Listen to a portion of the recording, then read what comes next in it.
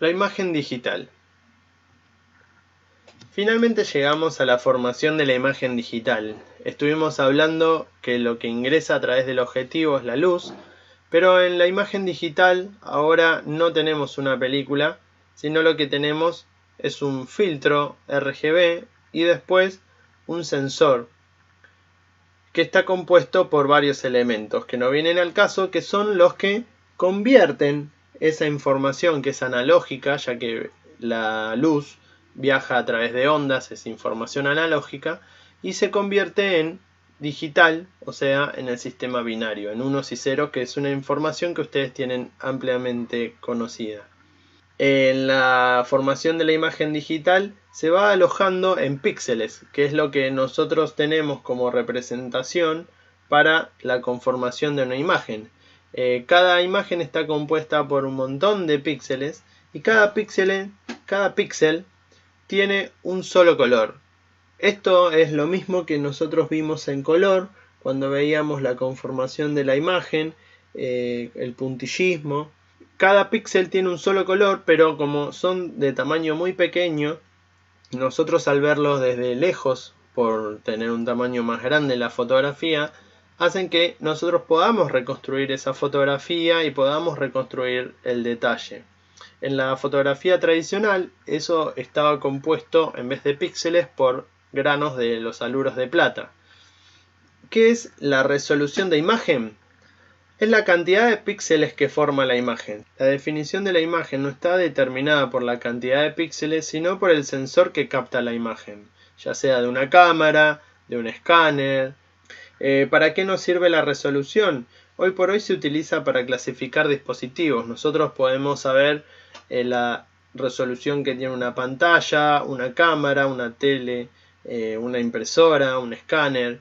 Nos sirve para saber qué tan bien muestra una imagen, qué tan bien captura una imagen, qué tan bien puede imprimir una imagen. Para calcular la resolución de una imagen, lo que tenemos que hacer es multiplicar la cantidad de píxeles que tiene de ancho por la cantidad de píxeles que tiene por alto. Entonces, si por ejemplo tiene 1000 píxeles por 1000 píxeles, eso nos daría 1.000.000 de píxeles, lo que para nosotros representa un peso aproximado de 1 megapíxel. Por eso es importante que cuando uno compre un dispositivo de captura de imágenes, por ejemplo una cámara de fotos, un celular, muchas veces estamos enfocados en el tamaño de la foto que va a obtener, los megapíxeles que tiene esta cámara, pero en realidad nosotros no solamente tenemos que ver esto, ya que un tamaño de foto no nos asegura una definición de imagen, sino en el sensor que tiene, el tamaño del sensor, el lente que tiene, el software que trabaja, cómo se recompone la imagen, porque muchas veces ese tamaño de imagen en realidad está determinado por una cuestión de software. Se genera una foto grande, pero realmente cuando nosotros la ampliamos o la vemos más grande, no tiene buena definición. No podemos tener más información o mejor detalle, sino simplemente que es una foto grande con mala definición.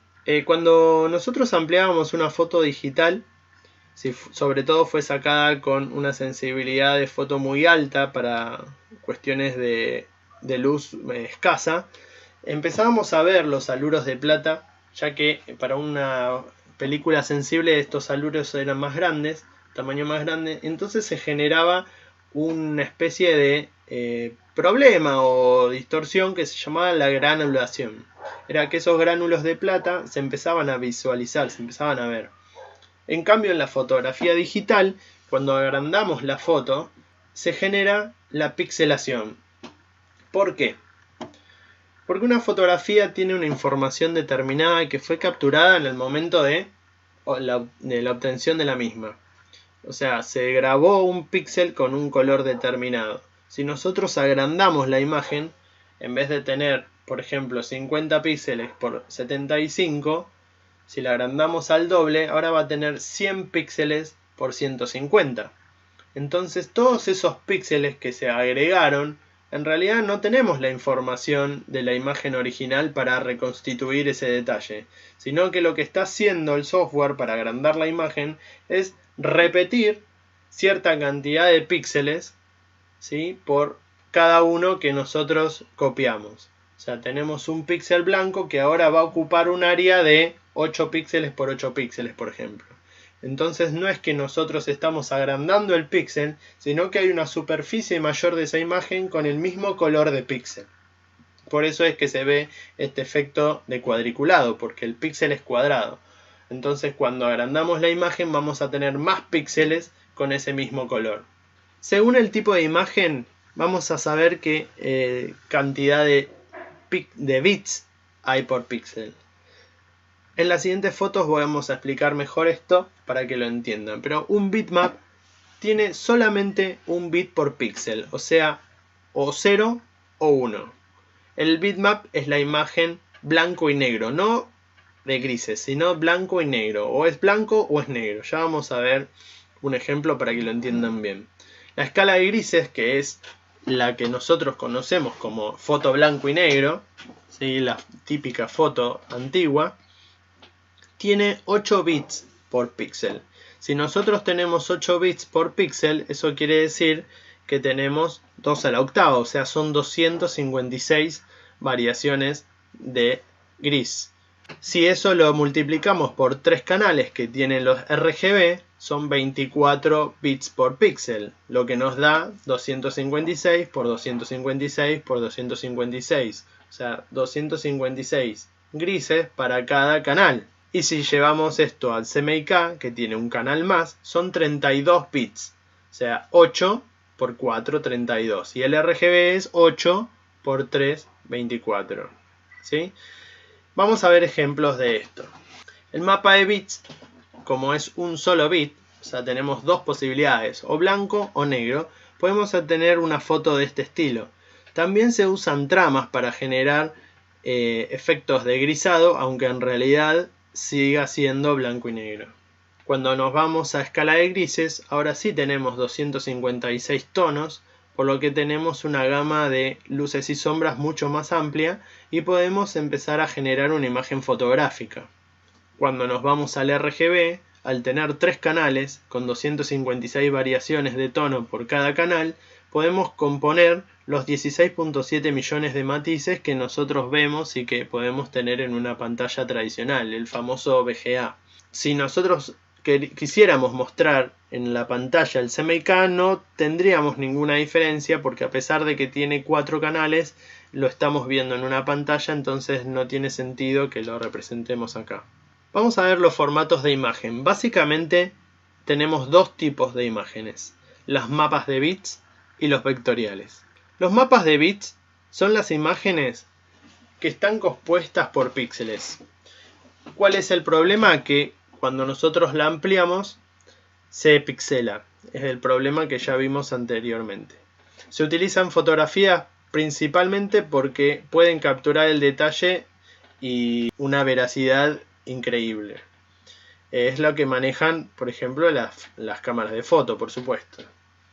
Y el problema también es que su peso es mucho más elevado, ya que necesitamos capturar la información para tener una buena calidad en la misma toma.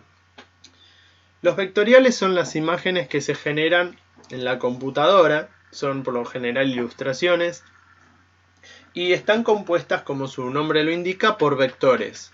Un vector, ¿sí?, es un segmento que tiene dirección, y esto quiere decir que son generados matemáticamente. Cada ilustración vectorial está compuesta por muchos elementos, que cuando nosotros lo agrandamos o achicamos, se recalcula y entonces no tiene pérdida de calidad y su peso es muy pequeño con respecto a las imágenes de mapa de bits.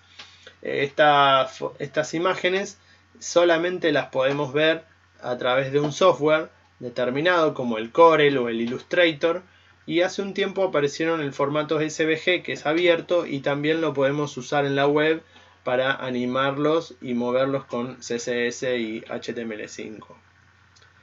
Se utiliza por lo general en títulos, rótulos, iconos, dibujos, logotipos de empresa. ¿Por qué? Porque tiene este carácter de ilustración y porque podemos agrandarlos, achicarlos, cambiarles el relleno, cambiarles el borde. Se pueden editar muy fácilmente. En cambio, los mapas de bits tenemos que seleccionar los píxeles para poder modificarlos. Acá tenemos en una fotografía un ejemplo de cómo sería una fotografía con una emulsión fotográfica tradicional. Por supuesto esto está simulado ya que estamos viendo todas imágenes digitales. Cómo sería la imagen impresa a través de la composición de la roseta de colores de CMYK, como lo vimos en la parte de color. Y después tenemos una parte de las digitales que son las mapas de bits y la imagen vectorial. Acá podemos observar la diferencia entre una fotografía de mapa de bits y una ilustración en vectores. ¿Cómo sería un resultado final de cada uno de los ejemplos? Otra cuestión a tener en cuenta es que las tipografías también son vectores y cuando nosotros las transformamos a imagen digital, irremediablemente la estamos transformando en píxeles. ¿Y qué problema tienen los píxeles? Es que son cuadrados. Entonces, muchas veces las tipografías que tienen curvas o tienen elementos muy pequeños no se pueden traducir muy bien y es donde generan estos problemas, estos defectos en la tipografía. Por eso es que en el diseño gráfico las fotografías se tratan en Photoshop y todos los demás elementos, gráficos, ilustraciones, textos, se trabajan con el Illustrator. El Photoshop también tiene una función de vectores, de trazados, pero cuando uno obtiene la imagen final, un JPG, un PNG, está pasando esos vectores finalmente a píxeles. Hay diferentes sistemas anti-alias, se le llaman, para difuminar un poco este problema y mejorar la legibilidad de las tipografías, pero sin embargo no deja de ser un efecto y nunca es una solución total, ya que las tipografías son vectoriales. Vamos a ver un poquito formatos de imágenes digitales para terminar el tema. Se dice que los formatos sin pérdida de calidad tenemos los RAW. Este tema está más ampliamente desarrollado en la documentación bibliográfica del tema, que lo pueden encontrar en Miel.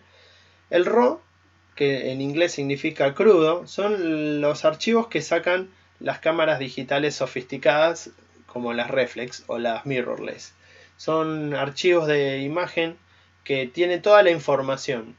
¿Qué quiere decir toda la información? O sea, toda la información de captura. Incluso algunos celulares de gama alta también sacan fotografías en RAW si uno los configura bien. Eso quiere decir que nosotros después podemos hacer una postproducción mucho más efectiva, ya que tenemos toda la información en el archivo y podemos compensar las diferentes cuestiones de la luz, de equilibrio de color y diferentes como efectos de revelado que antes no podíamos lograr con una foto común. Este tipo de fotos nos sirve sobre todo a los fotógrafos, a los diseñadores, que podemos a través de programas como el Lightroom o el Photoshop editar nuestras fotos y obtener lo mejor de ellas. Las fotos TIFF son fotografías que, además de los 48 bits de color, tienen la posibilidad de grabar capas, y el canal alfa, que es el canal que graba las partes transparentes, las partes que no se van a ver si uno las pone en ese canal. BMP son las típicas imágenes de bitmaps, las que grababa el Paint. EPS significa Encapsulated PostScript, es un formato que se utiliza sobre todo en el mundo de la gráfica para poder comprimir archivos que tienen información para la impresión. PSD son los documentos de trabajo de Photoshop, son en los que nos permiten grabar las capas, los efectos, editar los textos. ¿Sí? Es el formato de proyecto de Photoshop. Por supuesto, para poder llevarlo a la web, después tenemos que convertirlo en alguno de los formatos con pérdida de calidad, como JPG, GIF o PNG. PDF es un formato muy común, que ya sabemos para qué sirven, que son las siglas de Portable Document Format. Los formatos con pérdida de calidad como JPG, que son ampliamente conocidos, lo que tiene de ventaja es su poco peso, pero también tiene una pérdida de calidad importante. El GIF, que solamente soporta 256 colores, pero selectivos, o sea, no necesariamente de una paleta, sino que los toma de la imagen original. Y PNG es similar al JPG, nada más que trabaja en modo de RGB, no en CMYK, y tiene el canal alfa como transparente para poder usar fotos sin fondo en internet. Así que nosotros en la web, cuando necesitamos hacer una foto cuadrada, usamos el JPG, y cuando necesitamos hacer una foto con el fondo recortado, porque la vamos a aplicar sobre un fondo de color o sobre otra foto, usamos un PNG.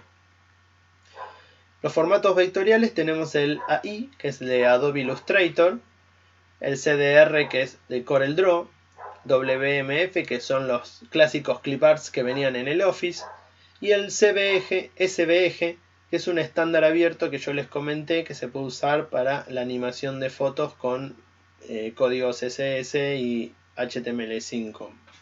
Si quieren saber más del tema, pueden leer el apunte y buscar en internet, por supuesto, que hay mucha información al respecto.